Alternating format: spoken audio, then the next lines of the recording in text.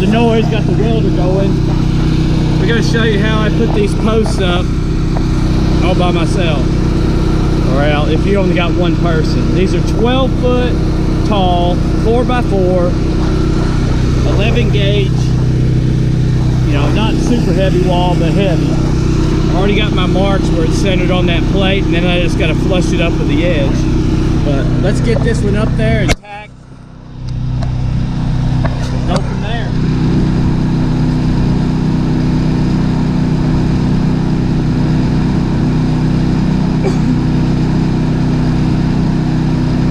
And I'm using 7018s to burn.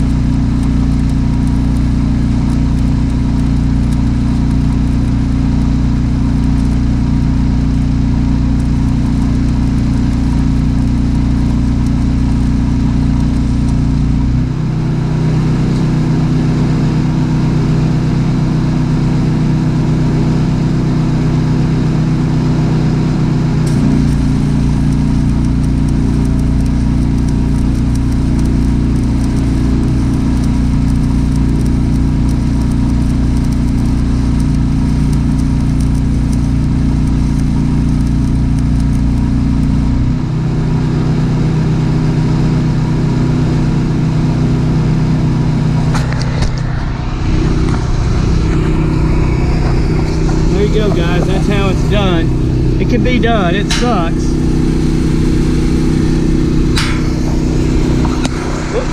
It could go out just a little. That's not even enough to worry about. As you can see, there's little flecks, but they're solid. Anyways, I'm gonna go ahead and start cutting the C-purlins for this one and tacking them in or welding them in. And then I can get them other two on that side done the same way. If I can just get some of these in this wall up, I'm gonna call it a day.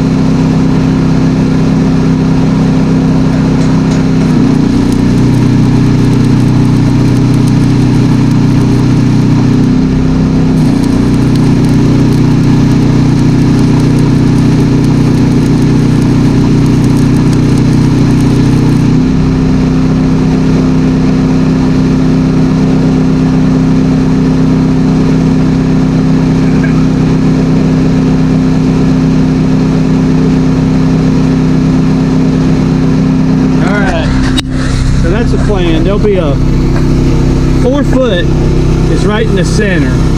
That way I'll make a chalk line when I go to put my tin on, and I got 4 inches to play with the screws. Make sure they go on there.